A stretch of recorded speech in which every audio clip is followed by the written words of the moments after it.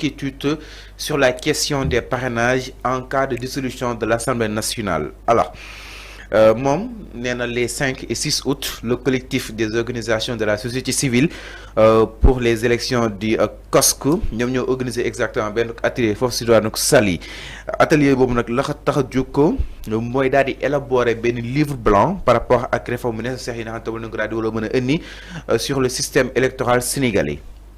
Le député Abdou Mbow mu daal di aborder benn question cruciale par rapport ak li nga xam ne que moo di parrainage électoral bi en cas de dissolution bu Assemblée nationale. Alors le collectif a initié cet atelier en prélude aux concertations nationales sur ce système électoral bi moom ki nga xam ne que moo di Abdou Mbow mu daal si participer daal di jàpp ni itam fii Sénégal léegi le problème ne réside pas dans le système électoral lui-même mais dans son organisation et dans la gestion par les hommes moom mu daal di jàpp ni problème élection fii Sénégal nekkatul si li nga xam ne que modi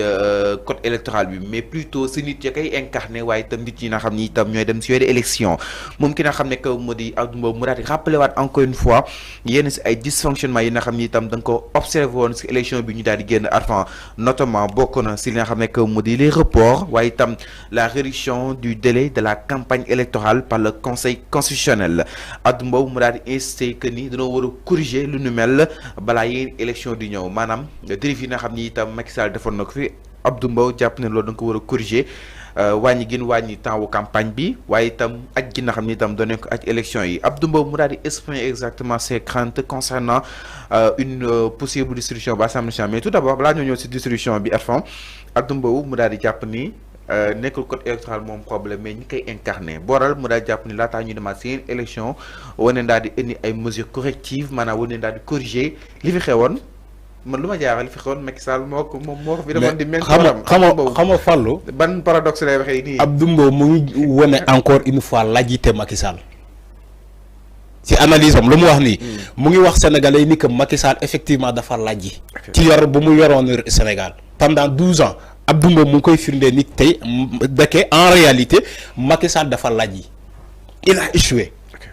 parce que bu noonee war nañ ko corriger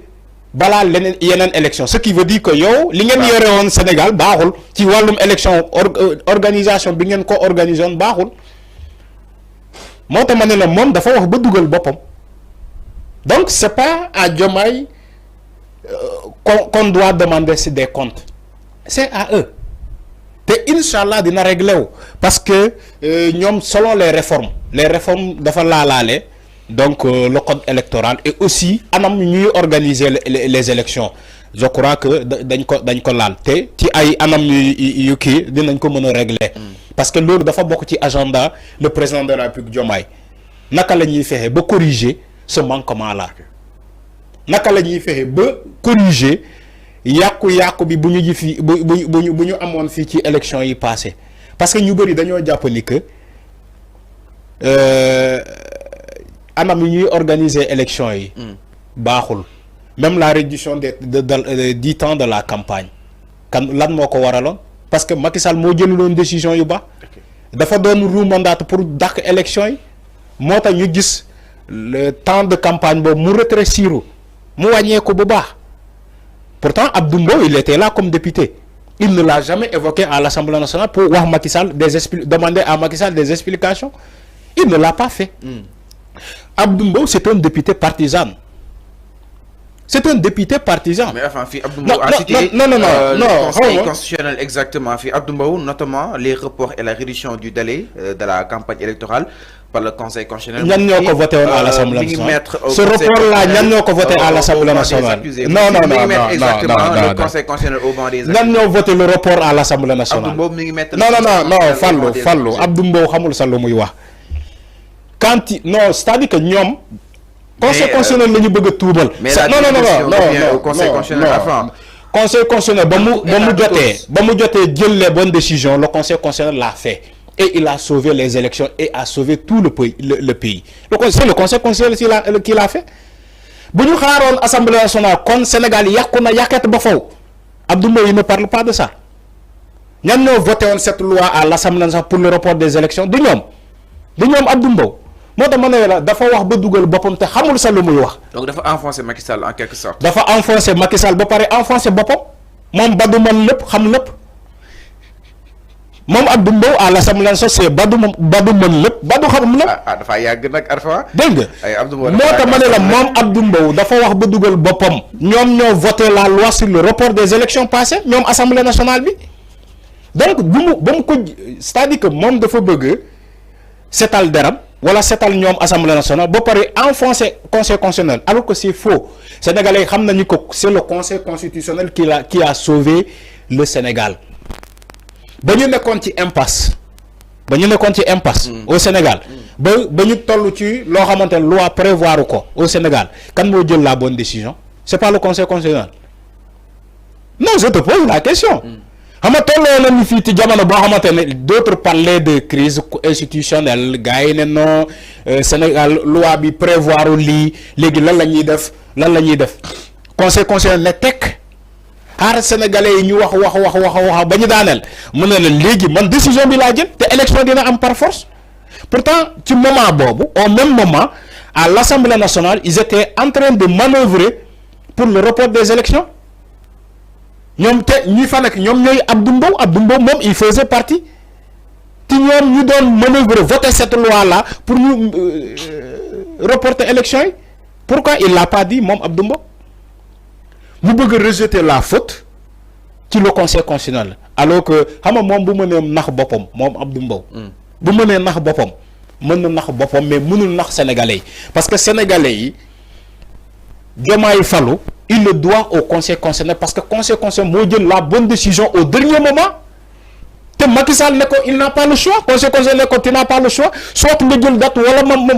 ma jëlal la date par force. C'est le conseil constitutionnel qui a sauvé ce pays. Le conseil constitutionnel bu ñuy wax nii tey parce que ñoom la ñuy jiiñ lu ne conseil constitutionnel dégg na fii lu dul wasin na ëmb na wasin na loolu kese la déggu fii. voilà oui dégg na fii ay corruption ay magistrats yi ñuy guerre ci conseil constitutionnel boobu ba léegi France daal di xidam kenn déggu fi dara kenn toppul fii kenn ci corruption boobu pourtant ñoom Abdou Mbow ñoo ko doon voté Assemblée nationale. ñoom ñoo ko doon voté Assemblée nationale di naan dañoo ger ay magistrat dañoo bëgg a yëf yi leer fa la toll léegi moo tax ma ne la gis nga wax bu dofee gis nga député yu immature ça n'engage que lui moo tax ma ne la dañoo war a gaaw tas Assemblée nationale parce que on a des députés médiocres ay député buy wax dina non conseil constitutionnel moo def ni alors que yéen a doon voter la loi sur le report des élections yow waxoon ci loolu Macky Sall nekk fii di def lu ko neex yow en tant que député et président du groupe parlementaire Benno Bokk Yaakaar musoo poser ces questions là à Macky Sall direct musul taxaw Assemblée nationale poser ces questions là à Macky Sall moom Abdou Mbow mii di ko wax il ne l'a jamais fait tey la am sañ-sañ di poser des questions au conseil constitutionnel di poser des questions à Bassirou Diomaye Faye mais ñemewu ko woon ci jamono Macky Sall parce que il pouvait pas le faire. mais day opposé beaucoup. moo tax ma ne la c'est un député partisan. c'est liggéeyalul askan wi moom benn entité lay liggéeyal Benno Bokk Yaakaar ak Macky Sall point Abdou Mbow il a toujours été un député comme ça un député partisan pas un député du peuple non il n'a jamais été un député du peuple parce que lu muy wax nii tey jamono bii nii su ko waxoon ci jamono Macky Sall sénégalais yi tàccu ko ñu ne ko bravo pourtant il y a un député de Pastef boo xamante ne mu ngi koy def ci jamono bii nii Guy Marius Sagna pose des questions au régime su ko neexee du ko def. alors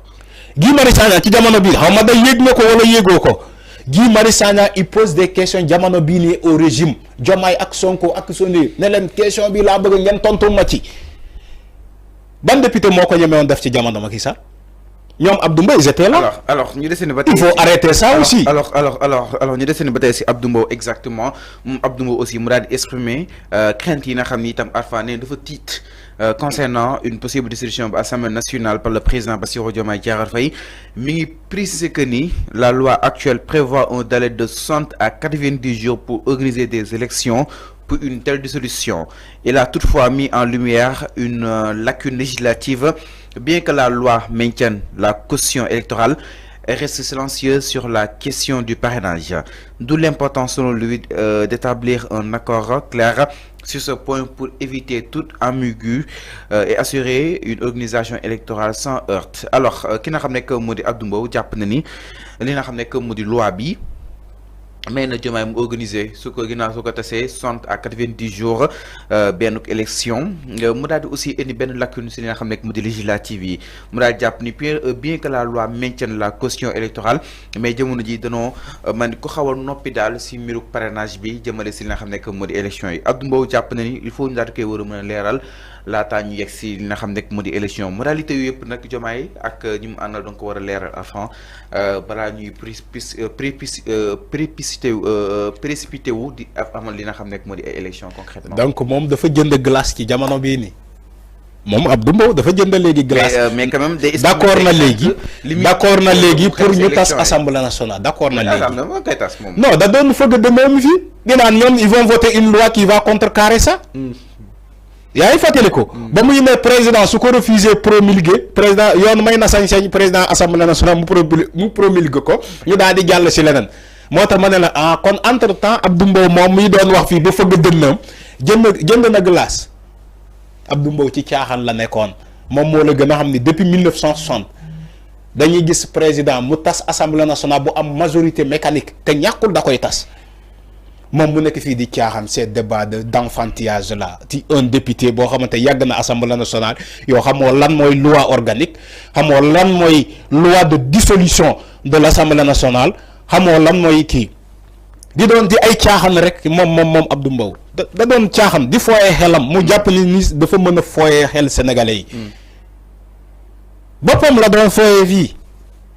dama lay wax en réalité ce qui la peur dafa ne man maa ngi ragal xam nga lan la ragal en réalité ñu tas assemblée nationale bi te moom du falu parce que amul base politique Macky Sall moo ko doon dugal ci liste nationale moom loolu la ragal Abdou Mbow loolu la ragal dama lay wax pourquoi moom mu doon fëgg fii dënnam pour ñu bañ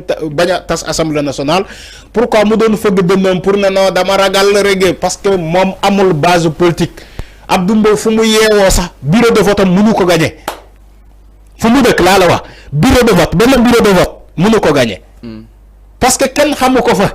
sëñ bi il faut ngeen xam loolu amul base politique. gis nga liste départementale bu taxoon nit falu comme député kon Abdou Mbow du mës a dégg honorable député parce que moom musul bindoo ci liste départementale moom liste nationale la ko Macky Sall doon dugal parce que xam na ni waa ji suñ ko bàyyee liste départementale du falu parce que amul base politique kenn xamu ko. donc en réalité Abdou Mbow loolu la ragal. ñu tas assemblée nationale bi ñu amal beneen assemblée nationale te moom du falu. loolu la ragal donc te aussi leneen am na ñoom député yu bëri dañoo engagé ay bor député yu bëri dañoo dem lebi ji banque pour tabax engagé ay bor ñeme ay bor ba dee. alors c'est clair. ñu yaakaar ni entre temps Macky Sall peut-être mënoon a am 3e mandat ñoom ñu continuer di fi ne. yàlla ëlbati carte yi jaxase carte gi. alors c'est clair mu am beneen nguur bu bees maintenant. président bi jàpp ni que il faut que mu tas assemblée nationale pour mu mën a am majorité comme ça mu mën ko yombalil ci yeneen yi kii moo tax nga gis les députés de Benno Bokk Yaakaar ñi nekk di casse non tout ça parce que dañoo dem engagé ji ay bor. alors mi ngi noonu loolu mooy problème bi. ñu daal di jàll si leen sans plus tarder ginnaaw ki nga xam ne que moo di la sortie bu Abdou Mbow dañu daal di ñëw si li nga xam ne que moo di patron de presse yi nag nee di leen daje exactement ni ki li nga xam ne que moo di ce vendredi 9 août à partir de 9h pour discuter exactement sur la situation actuelle de la presse. L'objectif de cette rencontre sera d'examiner les défis auxquels fait face le secteur et de proposer des solutions concrètes. Afin la formation de comité de pilotage dinañ ko daal di prévoir benn assemblée aussi générale élective afin daal di war a mën a structurer et orienter les décisions futures yi nga xam ni itam dinañ ko daal di jëlee nii man ni kon nag patron de presse yi dinañ daal di daje nekkandoo àndandoo nekk benn ko say exactement amal leen seen benn ko ndaje nag ba seen fas nañ ko daal di amal ni ki vendredi 9 août à partir de 9h. Enfin, quoi qu'on puisse dire aujourd'hui, la situation de la presse elle est difficile franchement maintenant. Alors loolu man nangul naa leen ko pour ñu dajee organiser lu ñuy organiser d'accord naa seen daje bi patron de presse yi nangul naa leen ko pour ñu dem daje xool lu ñuy waxtaan. parce que loo gis may ma ñëw.